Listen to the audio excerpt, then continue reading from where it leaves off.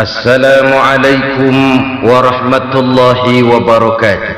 Waalaikumsalam warahmatullahi wabarakatuh. Bismillahirrahmanirrahim. Alhamdulillahi rabbil alamin. Wassalatu wassalamu ala asyrafil anbiya'i wal mursalin, Sayyidina wa maulana Muhammadin wa ala alihi wa sahbihi ajma'in, amma ba'du. Saudara-saudara kaum muslimin rahimakumullah, sebagai bangsa kita tengah menghadapi berbagai bencana, baik di bidang ekonomi maupun di bidang politik. Adalah potret kehidupan sehari-hari. Kita menyaksikan peristiwa-peristiwa yang memilukan dan memalukan. PHK terjadi di mana-mana, pengangguran meningkat, harga-harga membumbung tinggi, daya beli rakyat semakin lemah. Sementara di bidang politik, kejadian-kejadian memberikan indikasi bahwa persatuan dan kesatuan kita sebagai bangsa dewasa ini tengah berada dalam ujian yang berat. Pada jumpa kita kali ini, tanpa bermaksud untuk mencari kambing hitam dari bencana yang kita hadapi, saya ingin menyampaikan sebuah hadis yang diriwayatkan oleh Imam At-Tabarani dari Ibnu Abbas, bahwa Rasulullah sallallahu alaihi wasallam bersabda, khamsun bi khamsin, ada 5 perkara yang dapat menimbulkan 5 macam bencana. Mari kita renungi hadis ini satu demi satu sebagai bahan introspeksi buat kita semua dalam menghadapi bencana yang tengah berlaku sekarang ini. Yang pertama, ma naqasa qaumul ahda illa sullita alaihim aduwwuhum. Apabila suatu kaum sudah mengingkari janjinya, maka mereka pun akan dikuasai oleh musuh-musuh mereka.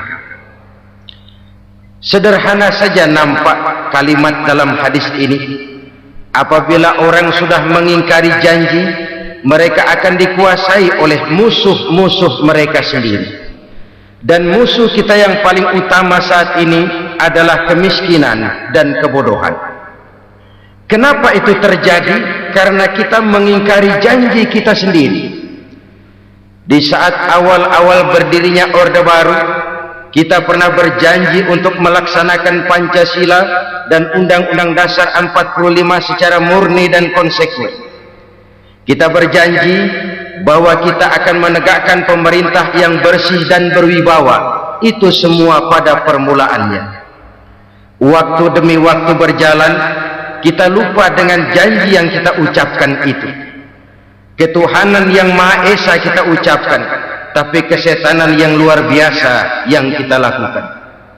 Kemanusiaan yang adil dan beradab yang kita dengungkan, tetapi kemanusiaan zalim dan biadab yang kita praktekkan. Sederhana saja saudara, hampir setiap pejabat pada posisi-posisi kunci di awal-awal ia memangku jabatan itu, biasanya ia mengucapkan sumpah dengan lafaz demi Allah bahwa dalam melaksanakan jabatan ini saya tidak akan menerima hadiah atau pemberian dalam bentuk apapun. Itu pada permulaannya. Lama-lama rupanya hadiah itu asik juga, mulai diterima. Lama-lama dirasa kurang, mulai menagih. Dan akhirnya terjadilah praktek yang disebut suap menyuap, semir menyemir, dan lain sebagainya. Kalau ini sudah menjadi kenyataan, bagaimana kita mau menegakkan pemerintah yang bersih dan berwibawa? Undang-Undang Dasar 45 menyatakan bahwa bumi, air, dan seluruh kekayaan negara dikelola oleh negara bagi sebesar-besar kemakmuran rakyat. Yang terjadi adalah bahwa kita merasa mewakili rakyat untuk menikmati harta dan kekayaan negara, sehingga rakyat banyak tidak bisa ikut menikmatinya. menumpuklah harta itu sehingga terjadilah pepatah, gunung ditimbun, sumur digali, yang kaya semakin kaya, yang miskin semakin terpuruk. Kita ingkar dengan janji yang kita ucapkan di awal-awal kita bergerak. Kita ingkar dengan janji pada saat kita mengatakannya dengan menyebut nama Allah, dengan mempertaruhkan nama Tuhan, sehingga pada akhirnya jabatan pun mengalami tender. Sudah menjadi rahasia umum, orang mau jadi lurah mesti mengeluarkan uang, mau jadi camat mesti mengeluarkan uang, mau jadi wali kota, bupati, bahkan gubernur, itu ada pasarannya. Secara logika, kalau orang memperoleh satu jabatan karena banyak mengeluarkan uang, tentu pada saat ia mengeluarkan uang, ia sudah punya pemikiran, modal pasti pulang, modal pasti kembali. Kalau orang memperoleh suatu jabatan karena banyak mengeluarkan uang, maka langkah pertama yang dia lakukan setelah memangku jabatan itu ialah bagaimana uang bisa kembali, bagaimana modal bisa pulang. Kalau modal sudah pulang, pikiran berikutnya bagaimana supaya dapat untung. Lalu kapan mau bekerja untuk kepentingan rakyat, itu nomor 18. Kemudian kalau ada proyek-proyek besar, pertanyaannya ialah bukan apakah proyek ini bermanfaat bagi rakyat, apakah proyek ini layak untuk diteruskan, tetapi yang jadi pertanyaan paling utama ialah bagian saya berapa duit dari proyek ini. Kita bisa lihat proyek, mega proyek lahan 1 juta hektar di Kalimantan Tengah, triliunan rupiah, dan proyek itu gagal. SD Impres bulan ini diresmikan, bulan depan retak. Jembatan-jembatan bulan ini gunting pita, bulan depan runtuh. Kita ingkar dengan janji. Kita berkata kita bekerja untuk kepentingan rakyat, tapi kita tidak pernah mengenal rakyat itu. Apabila suatu kaum sudah mulai mengingkari janji, maka mereka akan dikuasai oleh musuh-musuh mereka. Akibatnya tersusunlah barisan-barisan sakit hati yang makin lama makin menjadi bola salju, menggelinding membesar, dan kemudian terjadilah hal-hal yang tidak kita inginkan lagi. Apabila suatu kaum sudah mengingkari janji, maka mereka akan dikuasai oleh musuh-musuh mereka. Ini penyebab bencana yang pertama. Kita tidak konsekuen. Tadinya kita dengan lantang teriak-teriak berantas korupsi, ganyang korupsi, pada waktu kita belum mendapat kesempatan. Setelah kita naik punya kesempatan, rupanya korupsi enak juga dirasa. Terjadi pergeseran nilai, orang luntur, kehilangan idealisme awal. Lalu untuk menghibur diri, menutup kesalahan, kita gunakanlah pepatah bahwa tidak ada gading yang tak retak, bahwa kita harus mikul dur mendem jeruk. Itu semua cuma sebagai dalih agar kesalahan kita tidak dibicarakan orang lain, padahal kita sendiri yang mengingkari janji. Kita yang keluar dari komitmen awal kita. Kita berjanji melaksanakan Pancasila dan Undang-Undang Dasar 45 dengan murni dan konsekuen. Kita berjanji untuk menegakkan pemerintah yang bersih dan berwibawa. Namun dalam kenyataannya itu tidak kita laksanakan dengan sebagaimana mestinya. Kita bergeser, kita mengalami proses degradasi, peluncuran nilai, dan akhirnya terbentuklah barisan-barisan sakit hati yang semakin lama semakin membesar itu. Kita harus introspeksi. Memang kalau zaman sedang susah, biasanya kambing hitam laris, tukang kompor gentayangan. Itu dari dulu selalu mencari kambing hitam. Karena itu kita tidak bicara orang, kita tidak bicara siapa yang salah, kita bicara sistem, dan sistem itu bisa mengena siapa saja. Kalau orang sudah mulai mengingkari janji, bergeser dari komitmen awal, itu sudah mulai ya mengalami proses peluncuran, proses degradasi. Ini penyebab yang pertama. Kita tidak lagi konsekuen bahwa bumi, air, sumber daya alam adalah milik negara, dikuasai oleh negara, digunakan bagi sebesar-besar kemakmuran rakyat. Ternyata rakyat yang makmur itu tidak merupakan gambaran yang menyeluruh dari rakyat kita. Undang-undang dasar kita menganut ekonomi kekeluargaan, tapi yang kita praktekkan adalah ekonomi keluarga.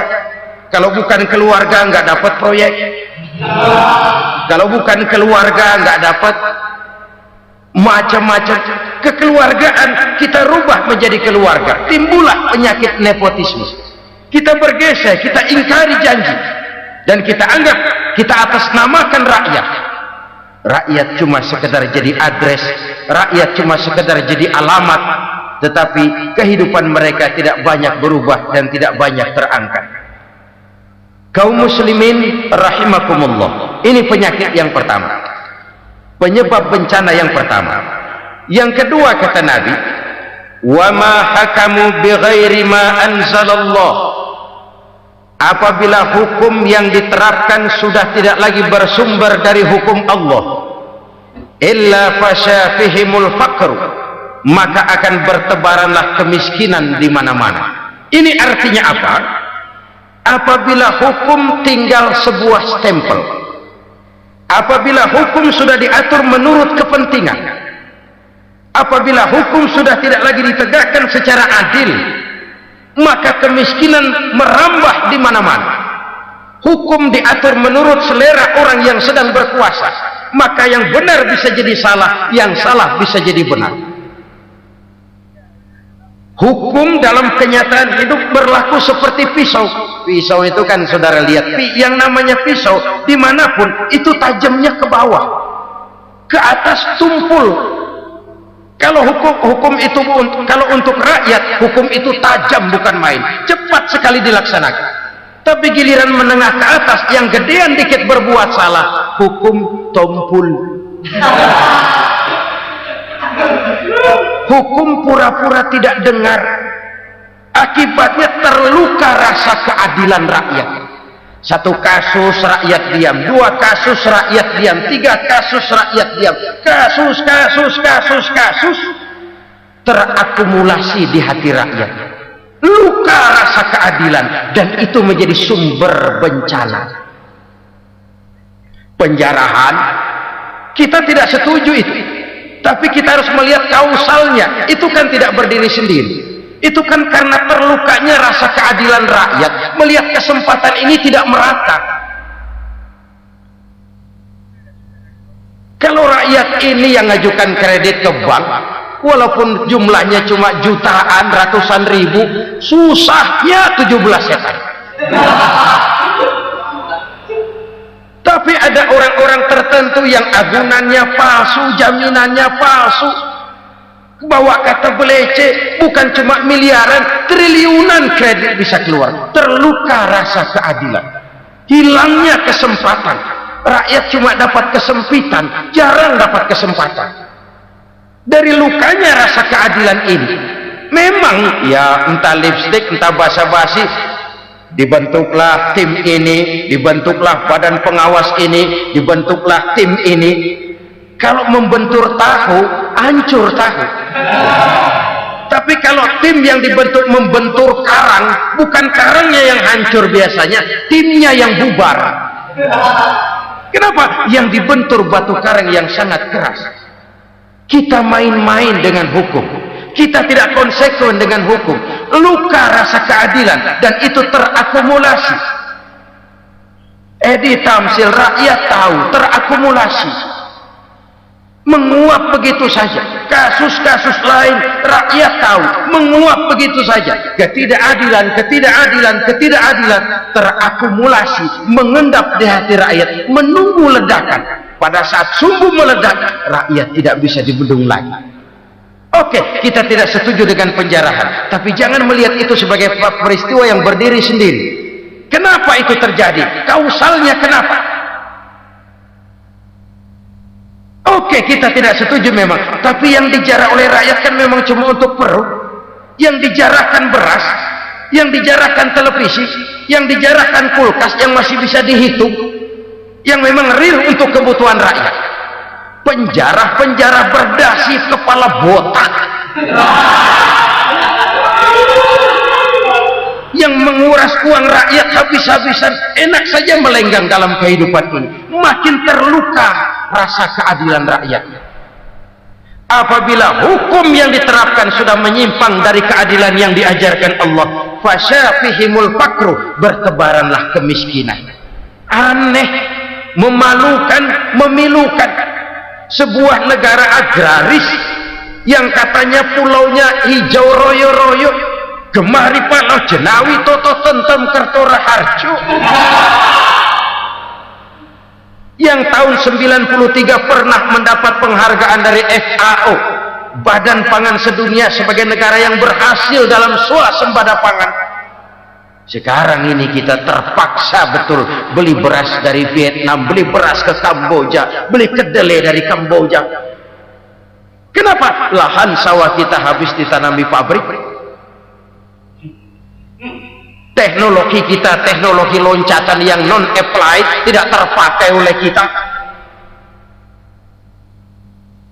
Lantas lahan yang tidak bisa kita tanami, kita paksakan lahan-lahan gambut menjadi tanah pertanian yang subur dengan biaya triliunan, dan kita gagal. Kita cari jarum dan kapak hilang. Kita mau jadi negara industri dengan loncatan teknologi yang maju, kita lupakan pola pijak kita sebagai negara agraris, dan akhirnya kita kecolongan. Lihatlah dewasa ini, rakyat kita antri sembako di mana-mana. Di sebuah negara agraris, ketidakadilan melahirkan kemiskinan, kemiskinan moral dan kemiskinan material. Kemiskinan moral, rakyat nggak percaya lagi sama pejabat.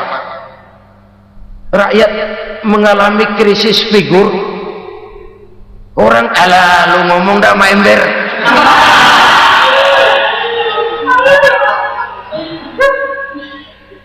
Penataran yang menghabiskan biaya miliaran itu melahirkan pejabat-pejabat korup.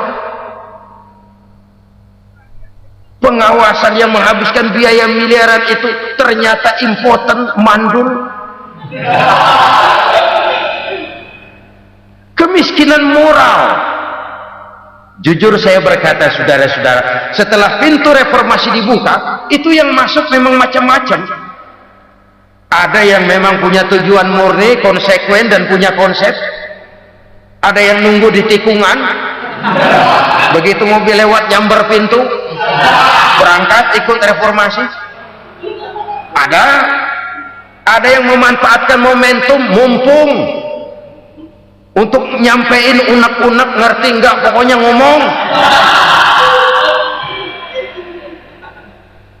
Sehingga keadaan semakin rancu, kebingungan semakin menjadi-jadi, masalah yang paling urgen tidak terselesaikan. Sekarang ini orang berpikir mendingan jadi pala ular daripada jadi buntut macan. Buntut macan memang hebat macan, tapi kalau buntutnya cuma ugel-ugel di belakang buat apa? Mendingan jadi pala ular, kecil juga nyaplok. Artinya ya biar kecil juga kalau punya partai kan gagah. Lalu rame-rame bikin partai kayak bikin arisan. Orang makin mengalami dislokasi. Semua mau jadi pahlawan, semua mau nomor satu, semua ngomong. Iya kalau bidangnya, kalau bukan makin rancu. Marilah lewat kesempatan ini saya mengajak kita untuk tahu diri. Biarkan politisi ngomong politik, biarkan ekonom menata ekonomi, biarkan praktisi bicara soal hukum, biarkan rakyat munajat, istighfar, mohon pertolongan Allah. Tahu diri kita. Kalau memang ayam, kukuruyuk aja dah. Kalau memang kucing, ayo ngeong. Kalau kambing, silahkan ngembe. Udah tahu ayam, ngeong bunyinya. Suaranya palas, orang nggak ngerti, bingung, makin menjadi-jadi. Ibarat kesebelasan sepak bola bangsa kita sekarang ini, rame-rame mau bikin gol, kiper ikut nyerang sekarang. Memilukan dan bahkan memalukan. Wa ma hakamu bighairi ma anzalallah illa fasha fihimul fakru. Kalau hukum yang diterapkan sudah menyimpang dari keadilan yang diajarkan Allah, bertebaranlah kemiskinan di mana-mana. Voice of Kiai. Coba sekarang ini, yang punya duit bingung, apalagi yang kagak punya duit. Yang pengusaha gede ngeluh, apalagi yang pengusaha pas-pasan. Yang kagak punya beras, yang punya beras saja masih bingung, apalagi yang nggak punya beras. Ini sudah demikian merata.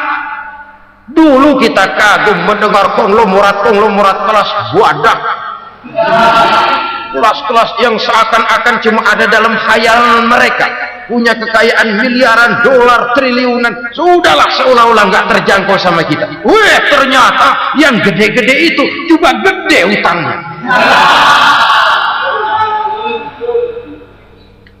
Dan rontok satu demi satu. Ternyata rakyat selama ini cuma dialamatkan, cuma dijadikan address.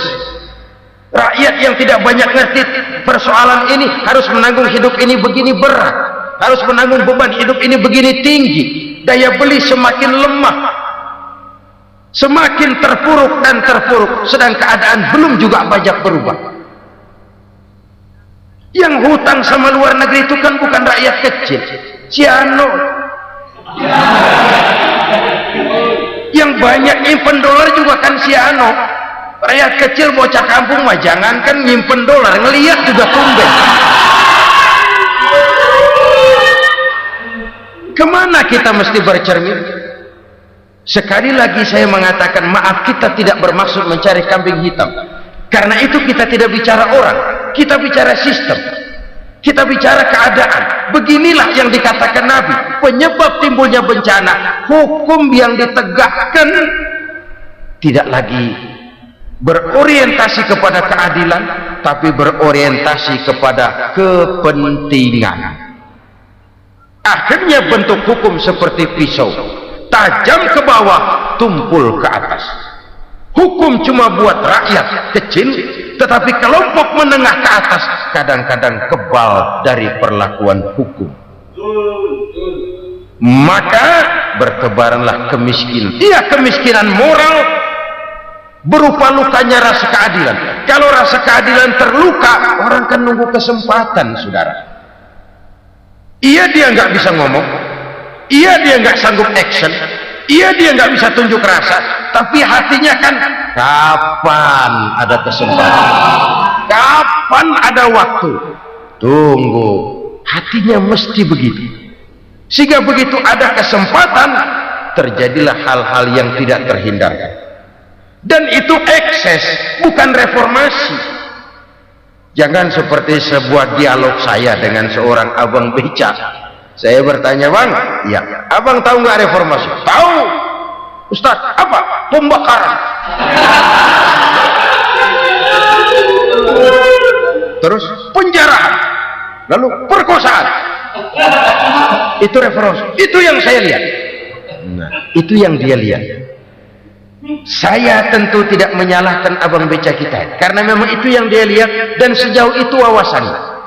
Tapi ini indikasi bahwa banyak rakyat kita yang belum bisa menggunakan kebebasan secara bertanggung jawab. Padahal kebebasan tanpa tanggung jawab tirani. Sebuah contoh gampang-gampangan. Saya beli radio, saya setel di kamar saya, lalu saya bilang, ini radio gue. Yang beli gue, pakai duit gue setel di kamar gue, sekeras-kerasnya, gak ada urusan sama orang lain. Itu kata saya. Tetapi tetangga saya sebelah rumah kan boleh juga ngomong begitu. Kata tetangga saya, ini mata gue, yang ngantuk gue tidur di kamar gue, kenapa suara radio lu nyampe kemari? Artinya apa ini? Kebebasan saya nyetel radio dibatasi oleh kebebasan tetangga saya yang mau tidur. Tidak ada kebebasan mutlak. Kebebasan mutlak tanpa tanggung jawab, kembali akan melahirkan tirani, kembali akan melahirkan pemaksaan kehendak. Dan itu lagi-lagi bukan demokrasi. Saudara-saudara kaum muslimin rahimakumullah, ini penyakit yang kedua, lukanya rasa keadilan, terutama di kalangan rakyat kecil. Itu mengendap menjadi akumulasi dan menunggu giliran kapan bisa dimuntahkan. Dengan kata lain, rakyatnya udah banyak banget makan yang perutnya jadi enak, nyelam. Kapan nunggu muntahnya? Udah begini banyak akumulasi yang mereka pendam di perut ini, sehingga ketika terjadi kesempatan itu sudah tidak terkendalikan lagi. Kita out of control. Saya tidak mentolerir sikap-sikap kekerasan. Bahkan saya lebih cenderung bahwa kalau di rumah kita banyak tikusnya saja racuni, jangan rumah dibakar. Bahwa ada korupsi, ya, ada kolusi, memang ada nepotisme, tentu. Tetapi tikusnya saja racuni, jangan rumah dibakar. Masa mau ngusir tikus bakar rumah? Tikusnya lari, tikusnya selamat, rumahnya ewes-ewes.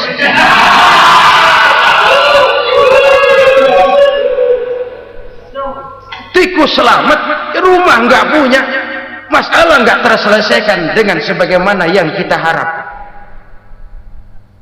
Kita sepakat ini negara hukum, dan di hadapan hukum semua manusia itu sama. Itu prinsip yang diajarkan Allah. Al-musawat bainan nas fi takalifil ahkam. Semua manusia sama dalam berhadapan dengan hukum Allah Subhanahu wa ta'ala. Kalau hukum sudah pandang bulu, itu jelas yang enak yang banyak bulunya. Siapa yang banyak bulunya? Monyet. Kalau hukum pandang bulu, monyet keenakan. Saudara-saudara kaum muslimin rahimakumullah, introspeksi. Mari kita bercermin bagaimana perjalanan hukum selama ini. Kalau introspeksi ini kita temukan, lalu ada upaya untuk memperbaiki diri. Jangan menggunakan tak ada gading yang tak retak, mikul duwur mendem jero untuk menutup-nutupi kesalahan orang. Padahal kesalahan itu sedemikian besar. Padahal rakyat kita tiap hari antri sembako. Ada yang sehari sekali makan, ada yang makan sudah bercampur tiwul, ada yang nasi sudah dicampur pisang, balik jadi orok lagi. Macam-macam upaya rakyat untuk menangsal perut ini. Lalu rakyat ditenang-tenangkan, lebih baik puasa Senin Kemis sambil menghadapi krisis ekonomi. Kenapa rakyat yang disuruh puasa? Kenapa bukan pejabatnya yang puasa lebih dulu untuk kemakmuran rakyat? Kalau rakyat yang memang perutnya udah gepeng disuruh puasa, makin krempeng perutnya. Artinya pejabat harus punya sense of politics. Ya, tidak, puasa itu kan tidak cuma Senin Kemis saja. Puasa itu puasa perasaan, puasa menghargai perasaan yang sedang kondisi yang sedang dihadapi oleh rakyat. Bagaimana rakyat yang tengah antri sembako melihat pejabatnya lewat dengan mobil yang harganya sampai 1 miliar. Oh, inilah pemimpin saya. Luka lagi rasa keadilannya. Kita tidak tenggang rasa. Puasa dalam artian itu pun akan menolong menegakkan semangat kebersamaan, membentuk semangat kebersamaan.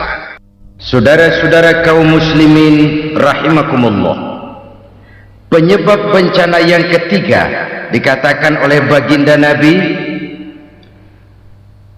wala zaharat fihimul fahishatu illa fasha fihimul maut. Apabila kekejian telah merajalela, maka maut bertebaran di mana-mana. Kita renungi butir kalimat dalam hadis ini. Apabila kekejian telah merajalela, maut bertebaran di mana-mana. begitu murah arti sebuah kehidupan. Penjarahan untuk hal-hal yang kecil tapi sampai mengorbankan nyawa.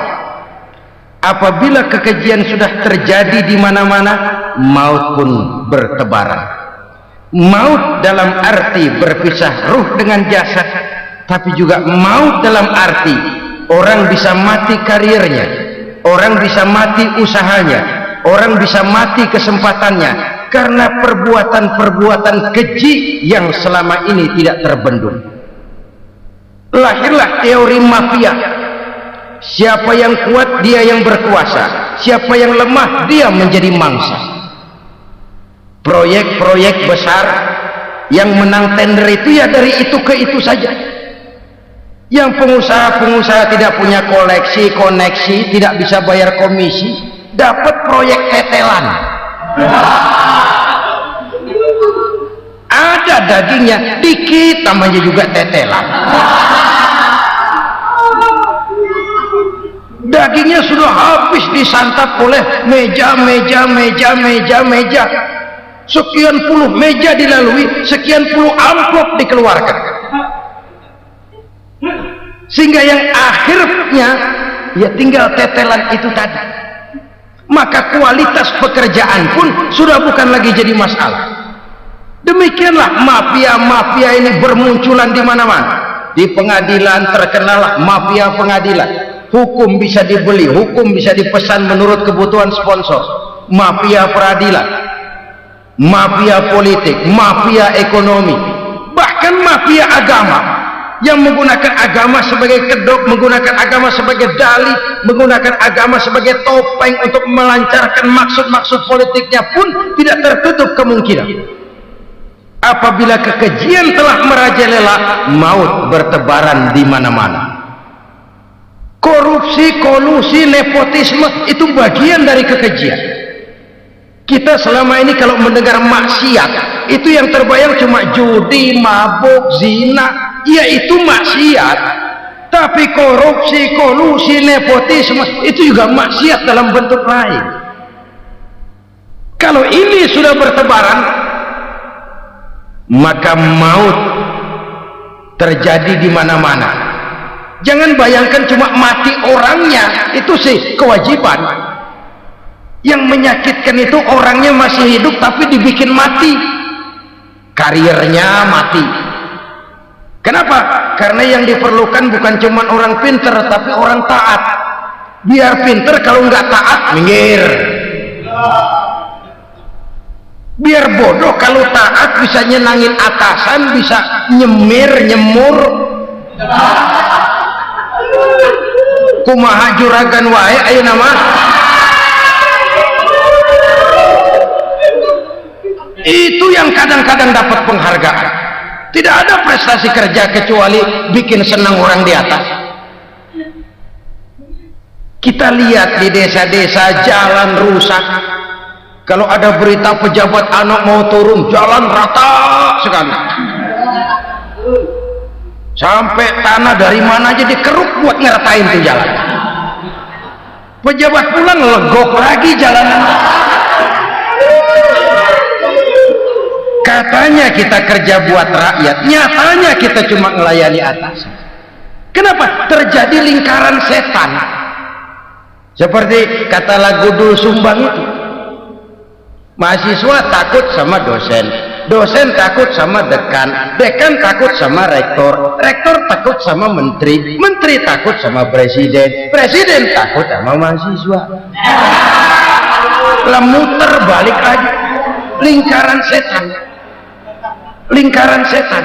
Voice of Kiai. Saudara-saudara kaum muslimin rahimakumullah, kekejian yang merajalela, praktek-praktek mafia yang tertuang dalam kehidupan sehari-hari menyebabkan orang mati karirnya, jasad masih hidup, karir mati, itu menyakitkan. Mati bisnisnya. Rakyat kecil pernah senang ketika cengkeh booming, harganya bagus, rakyat banyak yang pergi haji. Lalu mau ditata, lahir tata niaga cengkeh, malah amburadul. Harga cengkeh jatuh, petani cengkeh kecil menjerit. Siapa yang untung? Segelintir orang. Masihkah kita pakai atas nama rakyat untuk kepentingan nasional, padahal yang nyanyi cuma segelintir orang? Masihkah kita mau bohongi rakyat ini dengan mobil nasional tapi bikinan Korea? Masihkah kita mau bermain verbalisme, bermain kata? Ini sebuah masa lalu yang tidak perlu terulang lagi untuk masa-masa yang akan datang. Kekejian merajalela, orang mati karier, bisa mati usaha, mati bisnis. Usahanya maju, dirangkul, hancur. Usahanya maju, dipukul, hancur, tenggelam. Bahkan yang memilukan dan memalukan, badan-badan usaha milik negara itu dikebiri sedemikian rupa sehingga tidak menghasilkan hal-hal yang bermanfaat buat negara. Saudara-saudara kaum muslimin rahimakumullah, kalau nafsu yang sudah mengatur itu semua, maka kekejian pun merajalela. Orang sudah pakai teori mafia, yang kuat dia yang menang, yang kuat dia yang berkuasa, yang lemah silakan minggir di sudut-sudut kehidupan. Kalau kekejian seperti ini merajalela, maut bertebaran di mana-mana. Banyak orang mati karirnya, banyak orang mati usahanya, banyak orang mati imajinasinya. Sekarang ini dalam dunia seni yang banyak karyawan seni, bukan seniman. Seniman itu kan dilahirkan, lain seniman, lain karyawan seni. Sekarang yang banyak karyawan seni, bukan seniman. Mati karier, mati imajinasi, mati improvisasi, sehingga kehidupan persis sinetron. Sinetron itu yang kita lihat rumah mewah, yang kita lihat rumah bagus, gak pernah kita lihat di sinetron kita ini rakyat antri sembako. Kita dijejali hal-hal yang indah, yang wah, yang membuat kita tenggelam dalam gaya hidup instan, tenggelam dalam gaya hidup wah. Kita lupa dengan realitas keseharian di tengah-tengah masyarakat kita. Lahirlah kelompok-kelompok selebritis, dibesarkan oleh berbagai media. Selebritis, pilek aja masuk koran, pilek.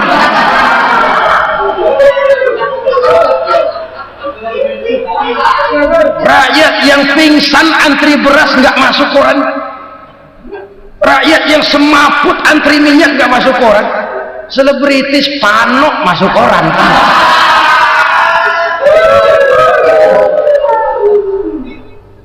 Kita besarkan hal-hal kecil, kita kecilkan hal-hal besar. Kenapa? Kita mengejar oplah, kita profit oriented, tidak lagi berorientasi kepada realitas hidup yang kita hadapi ini. Kalau kekejian sudah merajalela, kata Nabi, maka maut bertebaran di mana-mana.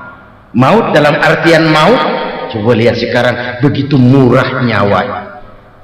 Karena 1000 perak orang mau nusuk bunuh, karena beras seliter orang khilaf. Begitu murah kehidupan. Tapi kekejian dalam bentuk korupsi, kolusi, nepotisme, kekejian dalam bentuk itu mematikan karier, mematikan bisnis, mematikan imajinasi, mematikan kreativitas. Itu juga maut dalam bentuk lain akibat kekejaman lain. Ini penyebab yang ketiga. Yang keempat, penyebab bencana menurut baginda Rasul, wala tuffiful mikyala illa muni'un nabat. Apabila timbangan sudah dicurangi, maka tercegahlah tumbuh-tumbuhan. Apabila timbangan sudah mulai curang, maka terjadilah musim paceklik. Apabila bisnis sudah bergaya mafia tadi itu, kecurangan-kecurangan terjadi, tender di balik pintu, Yang dimenangkan cuma kelompok-kelompok yang bisa memberikan presentasi yang besar. Muni'un nabat, terjadilah paceklik. Paceklik, panen gagal. Wereng, ya wereng. Kemarau panjang, it's okay. Air sulit, iya. Tetapi kan semua itu ada yang ngatur. Kemarau ada yang ngatur, belalang itu ada yang ngatur, air itu juga ada yang ngatur. Yang ngatur itu yang serba maha. Kalau ia murka melihat kecurangan timbangan, Allah itu kalau murka kan gampang saja, tinggal komandoin balang, lang, hancurin ke sawah. Konvoy belalang, konvoy. Allah tinggal ngutik angin El Nino, mampir lo ke Indonesia. Hujan nggak turun-turun, kemarau panjang. Jadi kalau musim kemarau kan namanya anginnya El Nino. Kalau musim hujan anginnya namanya La Nina. Cakep namanya, kejem orangnya. Saudara lihat Cina sekarang sedang kena La Nina, banjir besar, ribuan orang meninggal. Dia mah ribuan mati kagak berasa, rakyatnya miliaran. Bangladesh lagi ngalami La Nina, India lagi ngalami La Nina. Angin, hujan, kemarau, belalang itu kan ada yang ngendaliin. Kuncinya bukan di belalangnya, kuncinya bukan di peredaran matahari berputar, kuncinya di atas yang mengatur semua itu. Kalau timbangan sudah mulai curang, pengusaha sudah nggak mau jujur, apa enggak bikin perut jadi mual. Begitu rakyat antri sembako pingsan nggak dapat beras, sementara beras ditumpuk-tumpuk sampai membusuk. Kemana hati nuraninya? Kemana akal pikirannya? Kemana mereka yang berbuat atas nama rakyat tapi melihat rakyat susah tidak tergerak hatinya? Apabila timbangan sudah mulai dicurangi, bisnis sudah mulai melenceng, maka terjadilah paceklik. Sebuah negara yang berhasil dalam swasembada pangan, lalu sekarang menjadi negara yang rakyatnya antri untuk memperoleh kebutuhan pangan. Saudara-saudara kaum muslimin rahimakumullah, ini intinya adalah kecurangan. Kalau kecurangan sudah terjadi di mana-mana, dan ini milik siapa saja, bukan soal tempat, bukan soal jabatan, soal manusianya, SDM-nya. Kecurangan tidak cuma terjadi di kantor, di masjid bisa terjadi kecurangan. Korupsi tidak hanya bisa terjadi di kantor, di madrasah bisa ada korupsi. Faktor manusianya, ini soal SDM. Kecurangan yang besar tentu besar lagi kerugiannya. Kecurangan yang kecil, kecurangan sehari-hari, pedagang-pedagang kecil ngurangi timbangan, barang yang buruk dikatakan baik, yang baik dikatakan buruk, itu merugikan perorangan. Kecurangan yang besar merugikan bangsa dalam bentuk total, dalam bentuk seutuhnya. Nah, kecurangan-kecurangan seperti ini rakyat kan lihat, rakyat kan tahu, dan itu kembali terakumulasi di sini, pegel. Dan jangan lupa, rakyat yang nggak ngomong itu, rakyat yang nggak bersuara itu, batinnya menjerit, jeritannya menggoncang aras, dan itu didengar Allah. Yadullah fauqal jamaah, kata Nabi, tangan Tuhan di atas orang banyak. Jeritan hati rakyat menggoncang aras. Rakyat yang terlalu banyak dizolimi, rakyat yang terlalu banyak dirugikan, ya rakyat yang terlalu banyak di atas namakan, menjerit batinnya, menggoncang aras, dan Allah bisa menggerakkan apa saja untuk membuat satu situasi. Allah bisa menggerakkan apa saja untuk membuat satu situasi. Saudara-saudara kaum muslimin rahimakumullah, ini faktor yang ketiga, timbulnya kecurangan. Faktor yang keempat maksud saya. Yang kelima, penyebab timbulnya bencana menurut baginda Nabi, wala muni'uz zakat wala muni'uz zakat illa hubbisa anhumul qatr. Apabila zakat enggan dibayar, maka tercegahlah qatrun. Qatrun ini kalau bahasa kita sembako. Maka tercegahlah kebutuhan-kebutuhan yang kita perlukan. Nih, kita tidak meragukan bahwa yang kita tuju adalah masyarakat yang adil dalam kemakmuran dan makmur dalam keadilan. Nah, antara kemakmuran dan keadilan ini memang sering tidak bisa berjalan seiring. Pada saat kemakmuran kita kejar, ekonomi kita pacu, ada nilai-nilai keadilan yang tertinggal. Pada saat nilai keadilan kita tegakkan benar-benar, ada unsur-unsur kemakmuran yang terabaikan. Oke, kita bisa mengatakan kasus. Oke, kita bisa mengatakan itu sebagian kecil. Tapi kalau sebagian kecil, lama-lama kan jadi sebagian besar.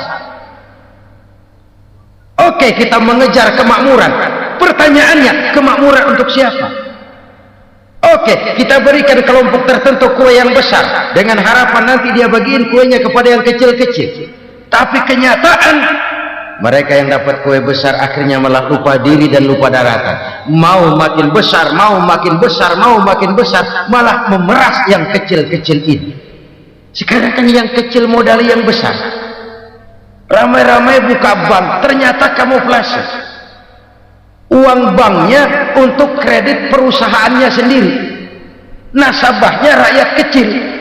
Artinya apa? Rakyat kecil disuruh modalin orang yang udah gede. Ini kan sambar geledek urusan.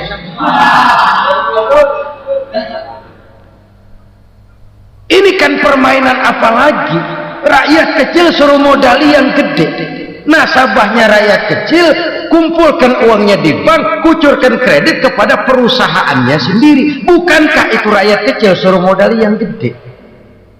Sudah begitu kejamkah kita untuk meraih keuntungan dengan mengorbankan orang kecil? Sudah tidak bicara lagi kah nurani kita melihat penderitaan orang yang semakin susah ini? Kalau zakat enggan dibayar, padahal zakat 2,5% saja, 2,5% saja. Kalau itu pun enggan, kalau zakat saja enggan, bagaimana pula yang namanya sedekah, bagaimana pula yang namanya infak, bagaimana pula yang namanya santunan, bantuan. Kadang-kadang lipstick nyumbang si nyumbang, cuman nyolongnya lebih gede. Ini namanya sumbangan lipstick. Buat lipstick itu kan buat ngumpetin bibir pucat. Itu fungsi utama lipstick. Buat ngumpetin korupsinya, nyumbang kegiatan-kegiatan sosial, tapi yang dia korup lebih gede dari yang dia sumbang. Lipstick kamuflase, nepu kata anak sekarang.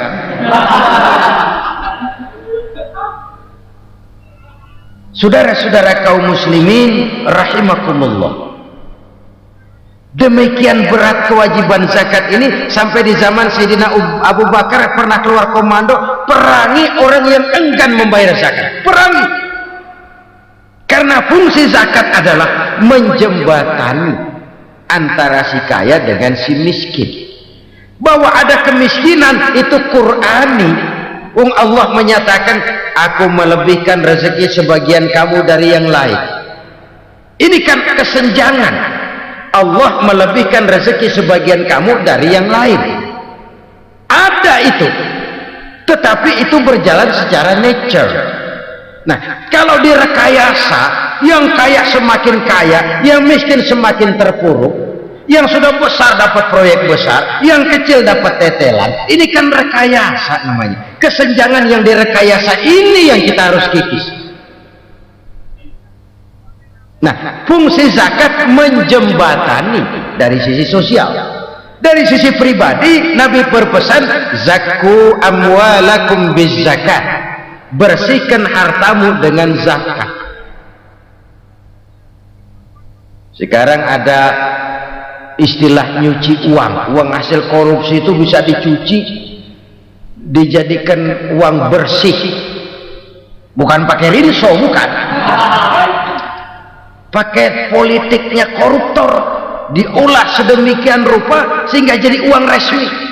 Sudah memutik, itu termasuk yang disebut kejahatan kerah putih, white collar crime, kejahatan kerah putih, kejahatan pakai dasi, kejahatan kelas kakap.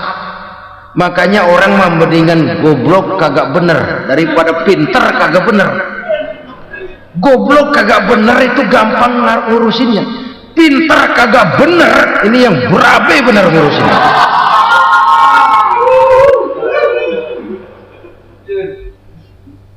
Kita bukan cuma perlu orang pinter kok di zaman sekarang, kita perlu orang-orang bener yang punya komitmen, yang sesuai kata dan perbuatan, yang bisa merasakan apa yang dirasakan oleh rakyat, yang punya sense of politik yang tinggi, yang peka, yang penuh keterbukaan, yang punya wawasan dan pandangan jauh ke depan. Dari sisi pribadi, zakat itu membersihkan harta kita.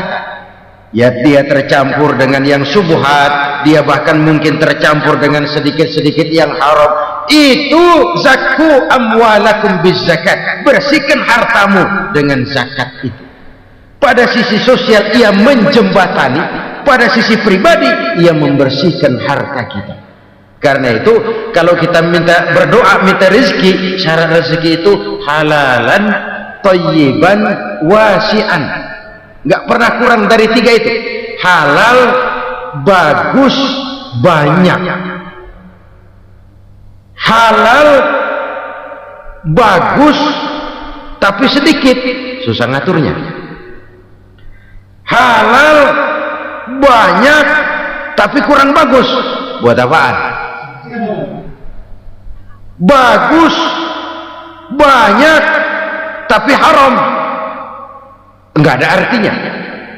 Sebab kata Imamul Ghazali, kalau kau terlalu suka memakan makanan yang haram, dikunyah masuk ke dalam perut besar, digiling oleh perut besar, menghasilkan energi, menggerakkan sel-sel pembuluh saraf, kau juga akan cenderung berpikir yang haram.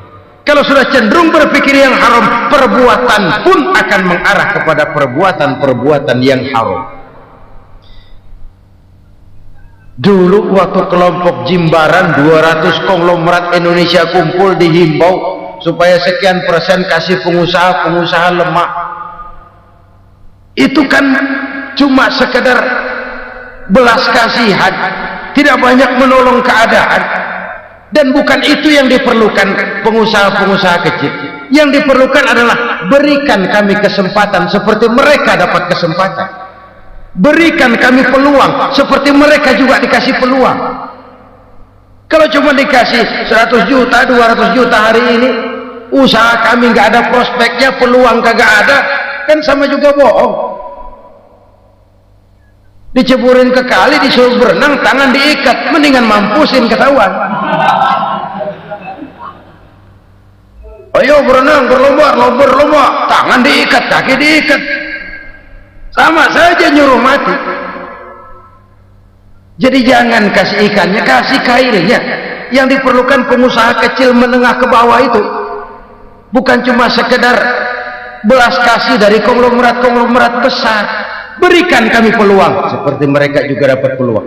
Berikan kami kesempatan seperti mereka dapat kesempatan. Berikan kami kredit dengan kemudahan seperti mereka juga kalau minta kredit begitu mudahnya.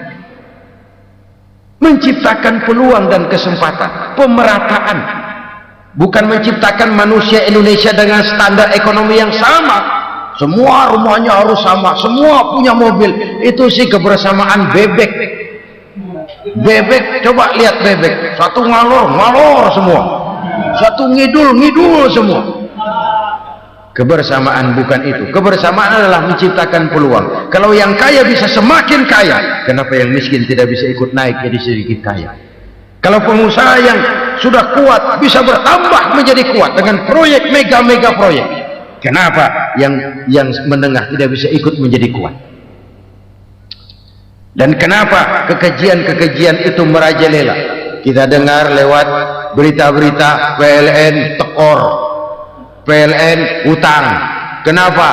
Dia beli listrik dari swasta yang belinya lebih mahal daripada penjualannya. Artinya dia beli itu listrik dari perusahaan listrik swasta, dia jual kepada rakyat lagi. Harga jualnya lebih murah daripada dia beli kepada swasta. Kenapa? Ada tekanan lagi tuh. Biasa siklus lagi. Hukum Boyle. Atas neken, paling bawah gepeng. Ya kita nih rakyat kecil, emang nasibnya gepeng-gepeng terus. Saudara-saudara kaum muslimin rahimakumullah, dari 5 penyebab bencana ini kita ambil kesimpulan untuk sebuah renungan dan introspeksi kita bersama. Pertama, mengingkari janji, padahal janji itu yang lebih tinggi nilainya adalah di hadapan Allah Subhanahu wa ta'ala. Baik wakil-wakil rakyat di parlemen maupun pemimpin-pemimpin rakyat di dalam kabinet, apabila memangku suatu jabatan, selalu mereka mengawali dengan sumpah, dan sumpah itu dimulai dengan demi Allah. Sadarkah kita pada saat itu kita ucapkan bahwa kita sudah mempertaruhkan Allah untuk jabatan yang kita pegang? Kita sudah mempertaruhkan nama Allah untuk posisi yang dipercayakan kepada kita. Sadarkah kita bahwa menyia-nyiakan itu satu dosa yang sangat besar, yang tidak hanya kepada Allah tetapi juga kepada rakyat yang kita wakili, kepada rakyat yang kita pimpin. Cukuplah sudah rakyat dijadikan adres, umat dijadikan alamat sebagai numpang. Marilah kita kembali kepada komit awal dengan jujur kepada janji kita sendiri. Lalu yang kedua, kekejian, baik berupa korupsi, kolusi, nepotisme dan perbuatan-perbuatan lain akan melahirkan kemiskinan. Kekurangan pangan bukan satu-satunya yang menyebabkan rakyat menderita. Lukanya rasa keadilan terakumulasi di hati rakyat, dan jeritan hati rakyat mengguncang aras. Kalau Allah murka, Allah bisa melakukan apa saja untuk menciptakan suatu kondisi. Faktor yang ketiga adalah praktek mafia menebarkan maut. Orang yang mati jasad dan rohaninya, maupun orang yang mati karirnya, mati kejujurannya, mati usahanya, mati imajinasinya, hilang kreativitas kita sebagai bangsa. Faktor yang keempat, kecurangan-kecurangan di bidang usaha, di bidang tender, mengandalkan menjual kekuasaan. Dan memang repot kalau penguasa jadi pengusaha, mau atau tidak mau, kebijakan-kebijakan kekuasaannya akan memperkuat jaring-jaring usahanya, dan pada saat itu objektivitas sulit ditemukan lagi. Lalu yang kelima, keengganan membayar zakat, menumpuknya kekayaan negara pada kelompok-kelompok tertentu. Ini akan melahirkan paceklik yang berkepanjangan. Menumpuknya kekayaan dan harta negara pada kelompok-kelompok tertentu akan melahirkan paceklik dan miskinan yang berkepanjangan. Marilah kita sadar, marilah kita merenung bahwa keengganan kita membayar zakat, menciptakan pemerataan, pada akhirnya akan menjadi musibah buat kita semua. Saudara-saudara kaum muslimin rahimakumullah, sekian dulu jumpa kita kali ini. Mudah-mudahan yang saya sampaikan dari hadis riwayat Imam Tabrani ini menjadi bahan introspeksi buat kita semua. Tidak akan seorang muslim jatuh 2 kali di tempat yang sama. Semua merupakan pelajaran untuk kita jadikan introspeksi guna menata hari esok yang lebih baik daripada hari ini. Reformasi harus terus berlanjut, tidak bisa dan tidak perlu dikendalikan, tapi harus tetap dengan landasan akhlakul karimah sesuai dengan budaya kita sebagai bangsa. Terima kasih atas perhatian saudara, mohon maaf atas segala kekurangan. Jumpa lagi lain kesempatan insyaallah. Usikum wa nafsi bitaqwallah. Wassalamualaikum warahmatullahi wabarakatuh. Waalaikumsalam warahmatullahi